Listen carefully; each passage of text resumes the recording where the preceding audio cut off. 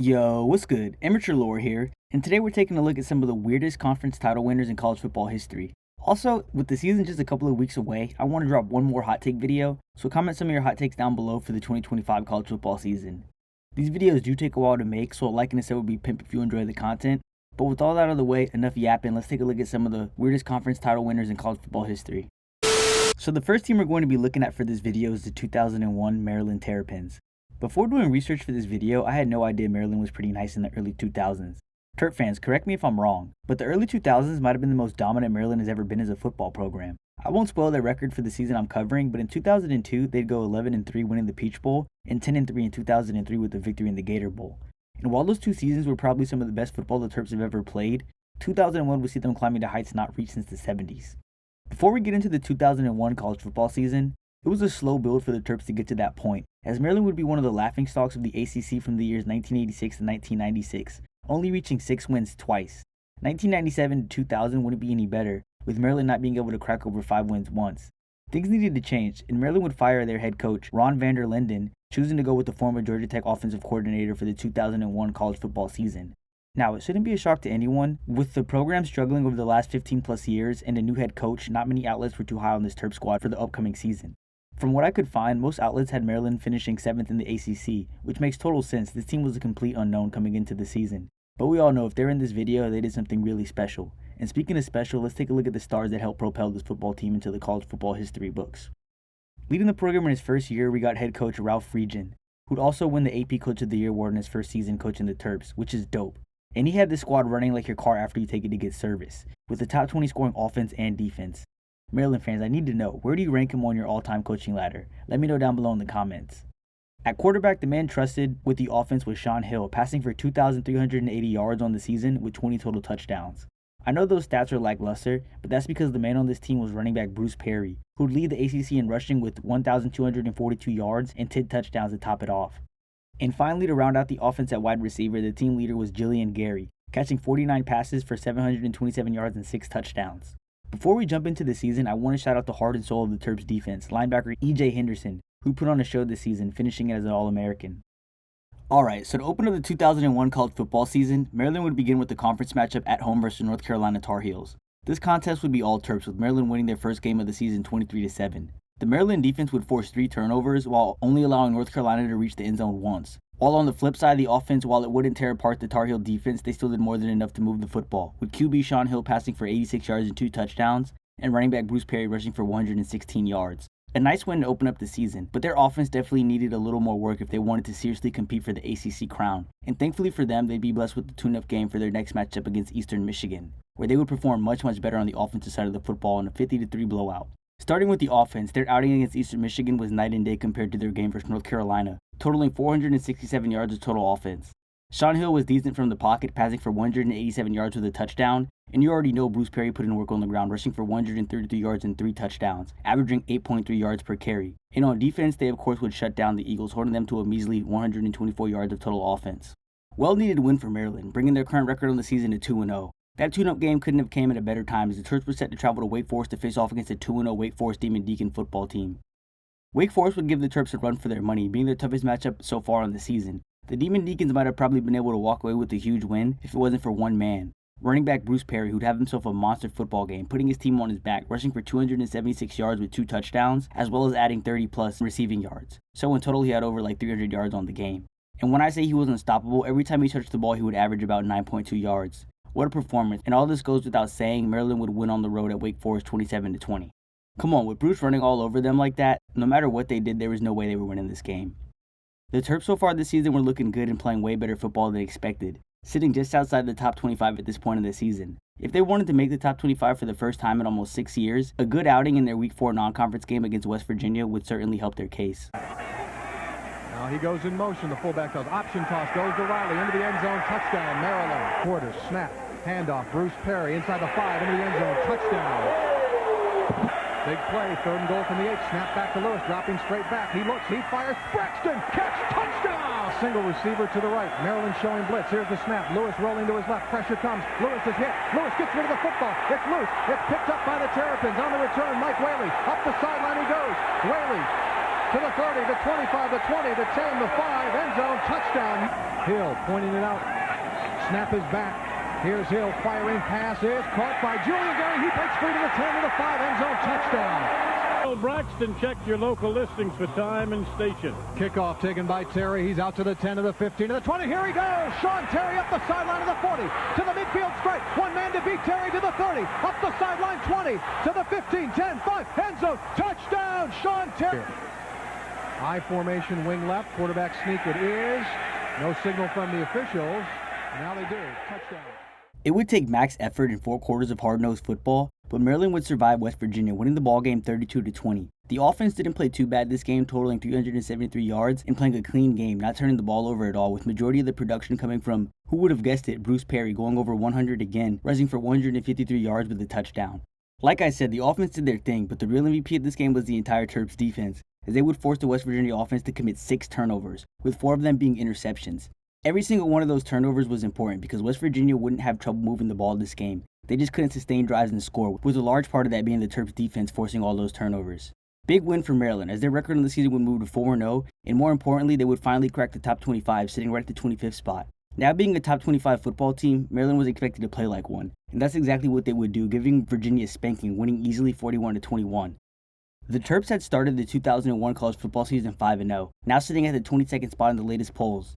The football program had reached a new high not seen for years over at Maryland. And on short rest, the Terps would have a chance to climb up even higher on the college football ladder. They would be traveling to Atlanta to face off against the 15th ranked Georgia Tech Yellow Jackets in some good old Thursday night ACC football.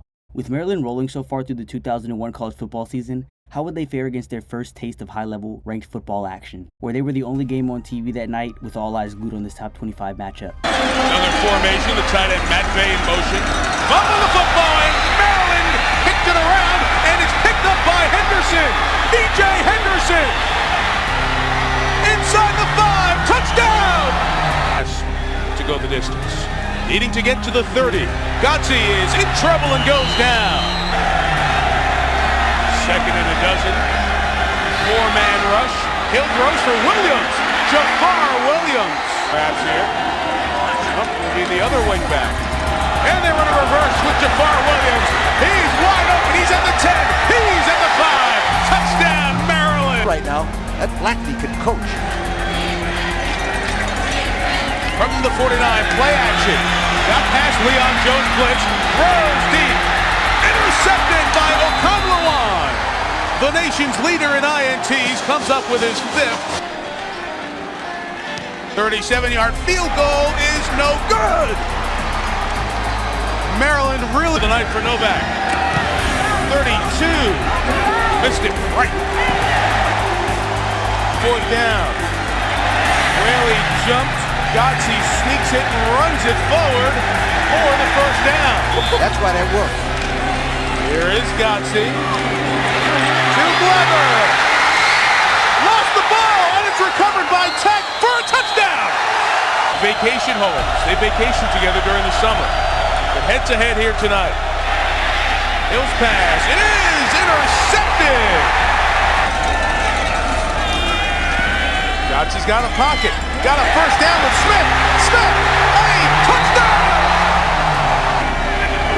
3rd and 7. That's caught.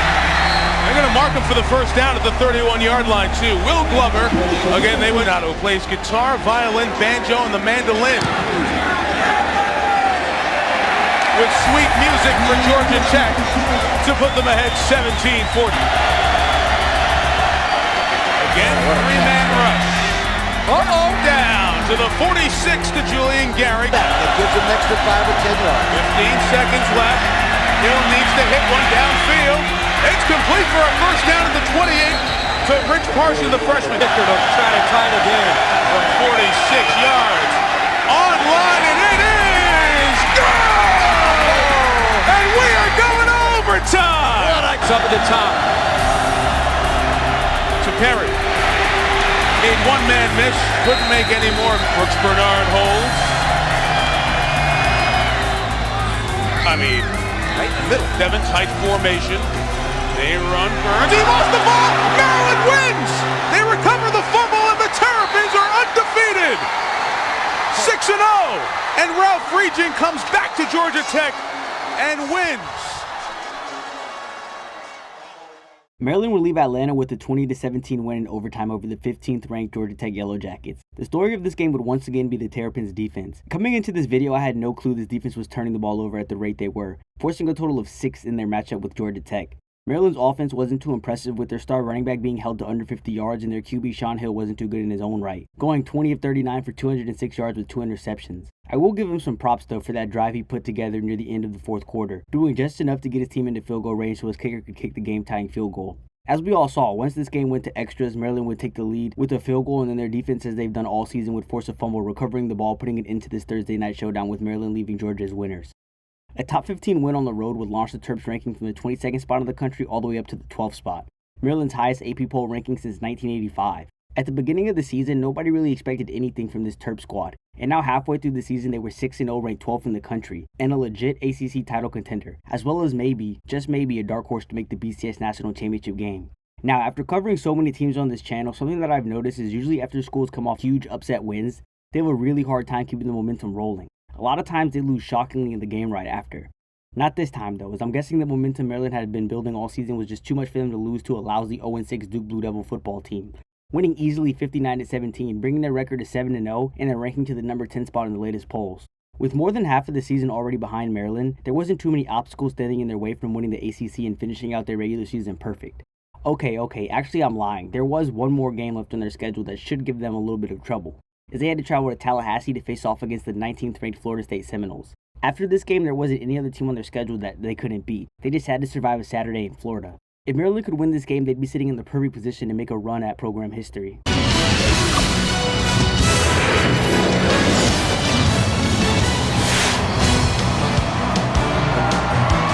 Here come the Seminoles, who have never lost a conference game at home.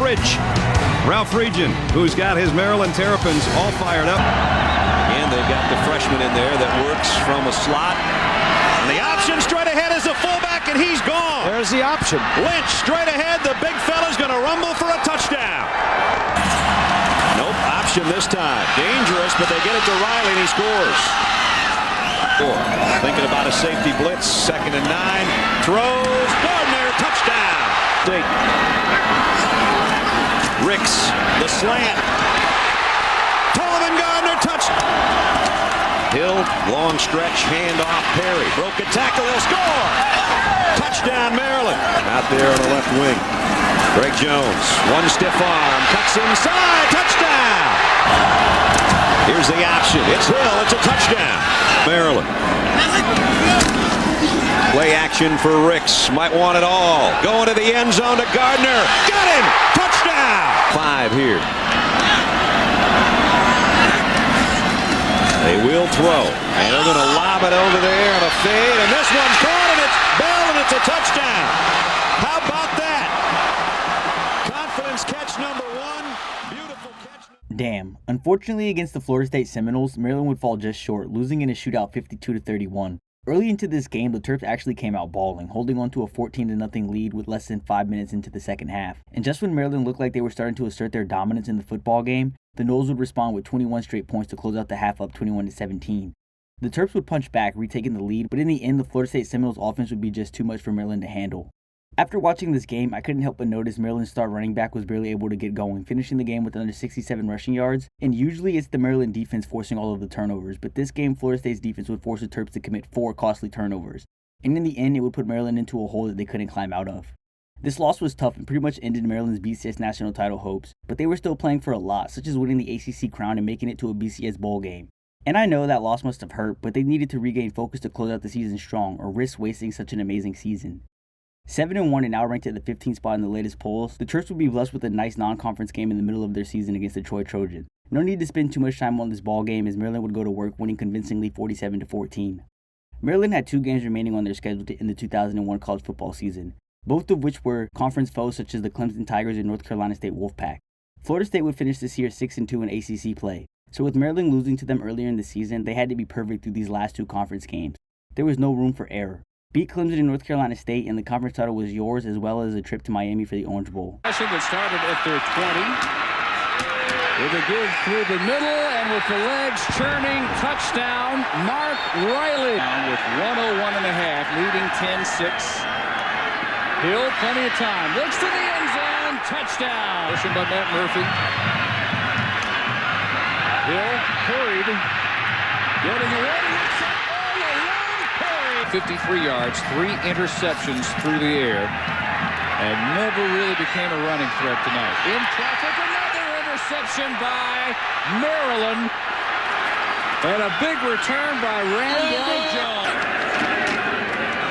Riley goes after it, and he's got his second touchdown. Hill sets deep in the pocket, pressure on him, drills it for the end zone. Touchdown, Maryland. Play. Hill's going to keep it, and he will score.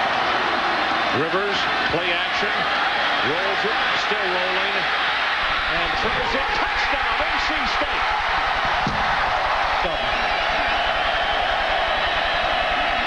Hill in play action, deep over the middle. Got a man at the 35-yard line. It's Carson at the 10, at the 5, and he's tackled. He lost the ball in the end zone. It's a touchback to play. Maryland with a second down. Got him at the 8-yard line. Sean Locklear hustling on the field. I don't know. They didn't get the 11th or 12th player off, but they throw for the end zone. And it is touchdown, Garrett. Illegal substitution on the defense. Player was not off the field. Penalty is declined. Touchdown. Touchdown, Maryland, with 41 seconds left on the clock.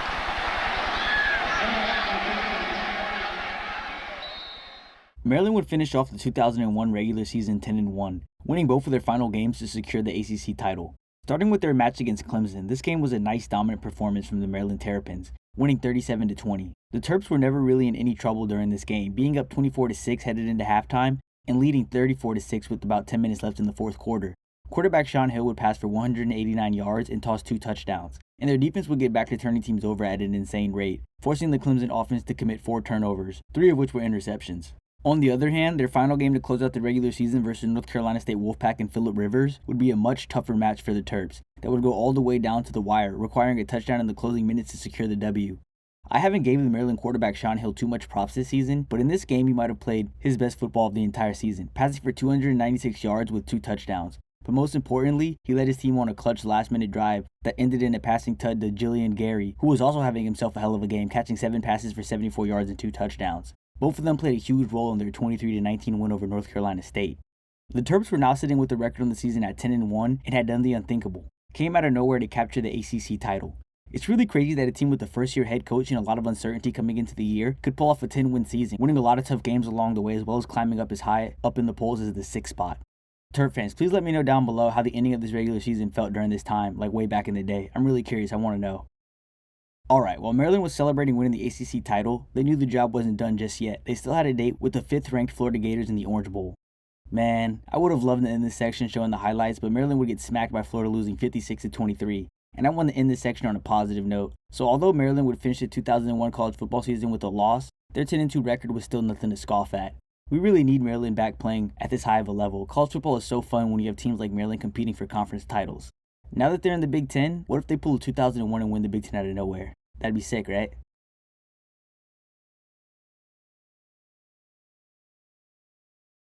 Okay, heading to the opposite side of the country, we travel over to Arizona to talk about the next team up, the 2024 Arizona State Sun Devils.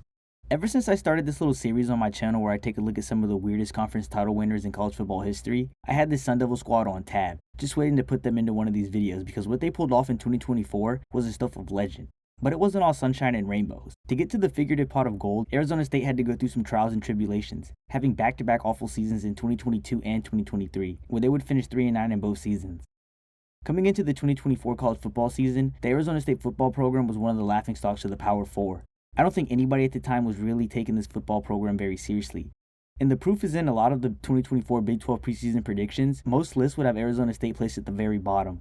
A lot of the so-called experts really thought during this time there were 16 other football teams better than Arizona State in the Big 12.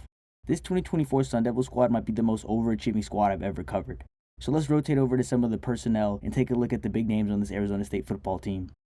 Leading the program in only his second year up to that point at head coach, the Arizona State legend, and yes, I'm calling him a legend already, Kenny Dillingham. What he did this year with the team he had was nothing short of amazing. He's easily one of my favorite new coaches. Every great team needs a great quarterback, and the Sun Devils were no different, with the man under center being Sam Leavitt, who'd go nuts as a freshman, passing for 2,885 yards with 24 touchdowns. Hold on, I'm not done yet. He'd also add 443 yards on the ground with 4 tutties. At running back, we got a monster. Who do you think was allergic to grass the way he refused to go down? Cam Skattebo, finishing the season leading the Big 12 in rushing yards with 1,711 to go along with 21 touchdowns. And you can't forget about his 600 plus receiving yards as well. Finally, to round out the offense at wide receiver, Jordan Tyson catching 75 passes for 1,101 yards and 10 touchdowns. To open up the 2024 college football season, the Sun Devils would get right to work, taking down Wyoming 48-7. This was more of a tune-up game than anything, so I'm not going to spend too much time on it. These next 2 games on the schedule, however, would be a big step up in competition, and a really good litmus test to see how good the Sun Devil squad was, as they would be matching up versus the Mississippi State Bulldogs, and then traveling to Texas to face off against Texas State. At this point in the year, nobody really knew what to make of the Sun Devil squad, so these next 2 games would give us and the fan base a real idea of what to expect this year from them. Leavitt going to escape from harm and do more than that. Leavitt lunging. Shaping off his spot, flushed out, sacked.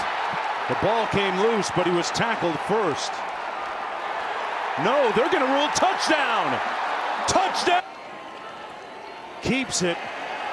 Got some help from his friends and makes it into the end zone. Touchdown. It's got to be quick and it's got to be efficient. Delivers a strike to who else? Coleman made a tackler miss in the open field. Coleman on the move. Popped the clutch and he is gone. Coleman, touchdown. But they have the football, 1st and 10 at midfield. Skattebo bursts through the defense on his way. Will slide down. In a 1st and goal situation. 15th play of the drive. McLeod looks back left. Wide open receiver. Touchdown, Texas State. This drive. 3rd and 4. McLeod. End zone. Touchdown. Year. 1st and 10. McLeod. Touchdown, Texas State. Ocean. Leavitt. To run. Sam Leavitt. Touchdown, Arizona State. Go again. Hand it to the big man. Skattebo. Touchdown, Arizona State. Oh, do we have a Texas 2-step? 4th down. McLeod. Pressured. Throws. Incomplete. Arizona State holds. Keith Abney II on Cole Wilson. Arizona State would go 2-0 through this little stretch, starting with the Mississippi State Bulldogs. I know the final score of 30-23 makes it look like this game was back and forth and close the whole way through, but that's not the case. The Sun Devils would be up 30-3 halfway through the 3rd quarter until Mississippi State would start to mount a late comeback, making the game somewhat interesting. But Cam Skattebo would seal the deal with a long run to end the game and drain out the clock. Speaking of crash out Cam, he would go nuclear against the Bulldog defense, leading his team in rushing and receiving, totaling just shy of 300 yards with 2 touchdowns. Texas State, on the other hand, would be an early test for Arizona State, with the score being deadlocked at 28 going into the 4th quarter. The Sun Devils defense would force a huge turnover, recovering a fumble, which would later get turned into the game-winning field goal. Against Mississippi State, crash out Cam would show out, but this game it would be the freshman signal caller Sam Leavitt who'd ball out, passing for 246 yards as well as rushing for 40 yards, totaling 2 touchdowns. His team needed him to step up on the road for Texas State, and that's exactly what he would do in the 38-28 win. Arizona State was now sitting at 3-0 in the season and would be staying in Texas for their first conference game of the year, where they would be facing off against the Texas Tech Red Raiders. Texas Tech defense would limit the Sun Devils' explosive running game, holding them under 100 rushing yards, while the Red Raiders starting running back Taj Brooks would gas the Arizona defense for 117 yards. Even with the Sun Devils not being able to run the ball how they would have liked to, they still kept this game competitive, with Arizona State only being down 1 score going into the 4th. As the 4th went on, Texas Tech would increase the lead while the Sun Devils' offense would stall out on crucial drives, eventually losing the game 30-22. This game was winnable, and Arizona State just failed to execute during crucial moments. But with them playing in the Big 12, there was no time to dwell on their loss, as they would find themselves in another barn burner that would come down to the wire the following week against the Kansas Jayhawks, with the score being tied at 14 at the end of the first half. Things would slow down after halftime with only 3 measly points being scored, but once we entered the 4th, the scoring would ramp up with both teams going back and forth, culminating with the Sun Devils being down 28-31 with about 2 minutes left in the game. Quarterback Sam Levitt was going to have to put together a season-defining drive, and when his name was called, the freshman would answer, taking his team down the field in 8 plays for 75 yards, ending with the passing touchdown to Jordan Tyson to win the ballgame 35-31. Incredible win for Arizona State, bringing their current record on the season to 4-1. For a team that was predicted to place 16th in the Big 12, they had started the season way better than anybody expected. Sadly, their next game was going to be where all the excitement for this 4-1 start to the season ended. Arizona State was set to host 16th-ranked Utah. So far during the season, the Sun Devils hadn't matched up versus any teams who were really being taken serious in the wider college football world. That would all change with this matchup against the 16th-ranked Utes. Being 4-1 was an accomplishment in itself, but this is where the hot start ended, right? There was no way Arizona State could pull off the upset, right? It was to kick off for Arizona State, who won the toss and deferred, and Money Parks back deep for Utah. This one sailed, missed a beat back there. Here comes the blitz on 3rd down. Levitt in as he throws it, it's intercepted. Big Knucker hit from 48, this from 40. And he's able to put it through. Over the middle, Tyson is open and delivers the haymaker. To convert on 4th down. And the flag, guess who? Scatterboo. Oh, and he trucks. Little option. He gets the corner. Touchdown, Jeff Sims. And Bernard, the running back out of the pistol. He gets the call. Behind that right side, Mekhi Bernard has a strong leg. Lewis handles the kickoffs. Here is Scatterboo. Top balance. Stays on his feet. And rumbles into the end zone. If there is one. He does. Looking for room. And he did not get there. Judging by the initial spot, he's going to Arizona State in that gamble. From 46. And this one inside the upright. Bodies around the line of scrimmage. Levitt moving the pocket. Backside pressure. Thrown outfield. Who else? Scatterboo. What'd you say, Clark? Scatterboo? Let's get to the end zone. Scatterboo. Big time run, big time player in a big game, a big conference game. And all the way to the house. Can he hit the home run on each? Absolutely he can. He's hit 2 tonight. Sixers. Touchdown runs of 50. There's only 2 words I have to say after this game. Cam Scatterboo. This man had his fingerprints all over the ballgame, rushing for 158 yards with 2 touchdowns on 22 carries, averaging 7.2 a pop. Hold on. Crash Out Cam wasn't just bulldozing his way through the defense, he was also nimbly catching passes downfield as well for 40 yards. Homie really had a Heisman type of performance, and his team would need every bit of it in this 27-19 upset over the Utah Utes. This win was huge and would put the Sun Devils' record on the season at 5-1, making them a real deal potential college football playoff team. Wait, hold on. Their game versus Utah wasn't all sunshine and rainbows. As their starting QB Sam Levitt, a key part of this team, suffered a rib injury, being sidelined for their next game versus Cincinnati, which was going to be just as important because, like I always say on this channel, the teams I cover always have a hard time winning the game after they win a big matchup, and that wouldn't change here, losing to Cincinnati 24-14. I don't want to spend any time on this game, just like Arizona State would have to, because the Big 12 doesn't wait for anybody. Thankfully, Arizona State would have a bye week, allowing Sam Levitt to get somewhat healthy, and he'd be ready to gear up for their next conference matchup versus Oklahoma State, where Sam Levitt would splice open the Cowboy defense like he was playing Bioshock, passing for 304 yards with 3 T-Diddies. Pause. In the 42-21 win over Oklahoma State. 6-2 and 3-2 in conference play, Arizona State was set to embark on a 3-game stretch of Big 12 play, where each game was going to be just as important as the last. First UCF, then 16th ranked K-State, and finally 14th ranked BYU. At this point in the year, Arizona State was kind of in limbo, not really being in the thick of it for the Big 12 race and completely out of the college football playoff race. Good thing about the Big 12, a perfect stretch right here could turn the whole entire Sun Devil season around. Sun Devils come after it. It's blocked. Scooped up. Down the sideline. Touchdown. Throwing it. And picked off. Welch, touchdown! According to ESPN Analytics, Brown to Harvey. Harvey, right up the gut, touchdown. In the red zone, they score touchdowns. Levitt to the end zone, touchdown! Tyson! He has taken charge of this program. Pressure coming and picked up toward the corner. Touchdown! Tight end in motion and a little fake pitch. Levitt looking middle, throws, end zone, and what a catch! Go until halftime. Levitt will throw short to the tight end. There he goes. Touchdown, Sun Devils. Substitute and didn't really get lined up. Still aren't lined up. Handoff. Jackson. Touchdown, Kansas.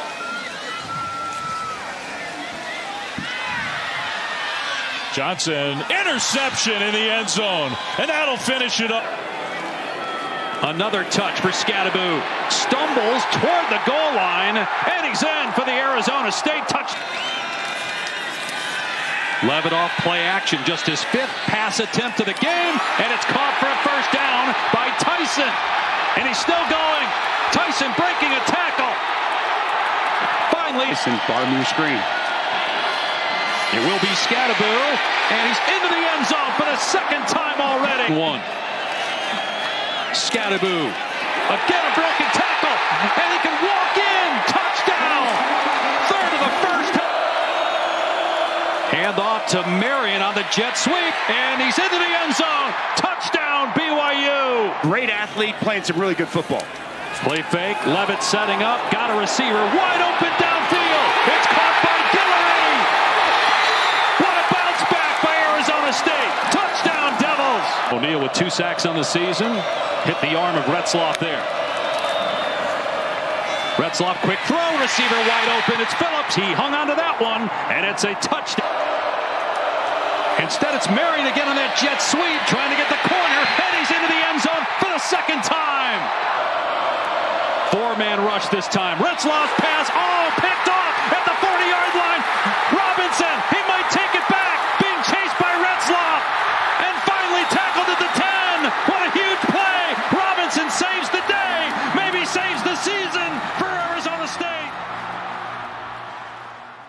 Arizona State would defy all odds, going 3-0 during this stretch. The first game up versus UCF would be one of the Sun Devils' more lackluster performances on the season. Their offense wouldn't be able to find a rhythm, stalling out on a ton of drives, especially in the second half. I think a big reason for that might have been because their star running back Crash Out Cam was out with a shoulder injury. Regardless, the Sun Devils would weather the storm, winning the game 35-31 on a 13-yard touchdown pass to Jordan Tyson. 16th ranked K-State wouldn't give Arizona State much trouble, being up 24-0 in the final minutes of the 3rd quarter, finishing the game winning 24-14. This game was dominated by QB Sam Levitt, dicing up the Wildcat defense like lettuce for 275 yards and 3 touchdowns. Wide receiver Jordan Tyson might have put together his best game of the season, catching 12 passes for 176 yards with 2 touchdowns. Finally, to end this stretch, the Sun Devils would defeat the 14th ranked BYU Cougars, 28-23, in a game that started out being dominated by Arizona State. But BYU would slowly start to crawl their way back into the game after halftime, making the final 5 minutes of this match premier television. Thankfully, Arizona State would hold on, picking off BYU in the final minutes to secure the W. After this stretch of Big 12 football, Arizona State would be sitting at 9-2, as well as being ranked at the 16th spot in the latest college football playoff rankings, with one final game remaining on their regular season schedule against Arizona. And since they were sitting with a conference record of 6-2, the Sun Devils would need to win and have things outside of their control fall into place in the Big 12 for them to somehow advance to the conference championship game. First up, though, was taking care of business against the Arizona Wildcats, which they would, winning in a dominant fashion 49-7. And I'm guessing this year the football gods were watching over Arizona State, as chaos would ensue in the Big 12, meaning the Sun Devils were somehow going to play in the Big 12 championship game against the Iowa State Cyclones. No one, and I mean no one, thought Arizona State was a legit playoff contender, and somehow, some way, they were playing in the Big 12 championship game with a chance to represent the Big 12 in the college football playoffs, where they could take down the 16th ranked Iowa State Cyclones. This video is getting long, so we're going to speedrun past the Big 12 championship game because the Sun Devils would spank the Cyclones, winning 45-19. Iowa State had no answer for Crash Out Cam, as he had his way with the Iowa State defense. Somebody called Law & Order SVU, rushing for 170 yards with 2 touchdowns, averaging 10 yards every time he touched the ball. That's kind of insane. How do you even win a football game when you have a running back averaging 10 yards every time he touches the ball? The world may never know. Iowa State definitely will never know because they would lose 45-19, meaning that this team that was expected to finish 16th in the Big 12 had just won the conference and would be representing the Big 12 in the playoffs. So here we are, Arizona State matching up against Texas in the 12-team college football playoffs. Before we jump into this banger of a game, I think we all need to just sit back and appreciate how impressive this 2024 season was from the Sun Devils. No lie, they might be the most unlikely team to ever make the college football playoffs. Let me know down below in the comments how y'all feel about that. No matter what, this season from Arizona State was going to be a historical one, regardless of how they performed in their playoff game versus Texas. But we all know, with how resilient the Sun Devils squad had been all season, Texas wasn't going to get anything short of the Sun Devils' best in this war on the gridiron. Pesky underdogs who have done it all year long find a way again. Arizona State believes. reception on the first play of the game. Ewers wide open, touchdown! Holden with a chance as the return man to set up Texas in good field position as he returns it from the 25. And he breaks through. Look at Silas Bolden. Goodbye.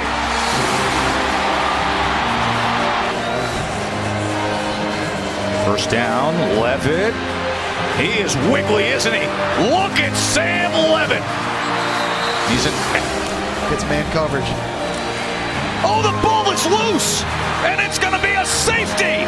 It popped right back into the hands of Quinn Ewers. Scattaboo, there it is. Nice big hole for Cam Scattaboo, who stays on his feet. Big bruising Cam. 10 top 5 pick. 36-yard attempt from Kiefer. Ewers. He's pressured, looking to extend the play, directing traffic. Now he's going to run it himself. And 2. Trailing by 2 possessions. Scattaboo's going to try to throw it downfield. And it is caught. And into the end zone goes Malik McLean. Cam Scattaboo. Ewers to pass. Downfield, wants every bit of it, and it's intercepted. Scattaboo straight ahead, driving those legs, and in, he gets in, he is in, touchdown, Forts. Scattaboo is done this year, under 40. A 38-yard attempt to make it to the national semifinals and to cap a classic. Does he have it? Off right, denies him. Scattaboo wrapped up, sent back, and then goes forward. Is he in? Yeah. Quinn Ewers trying to audible. To stay alive. Can they hook him? Touchdown, Matthew Golden. Second overtime, and Gunnar Helm opens it up that way. 3rd and 8. Levitt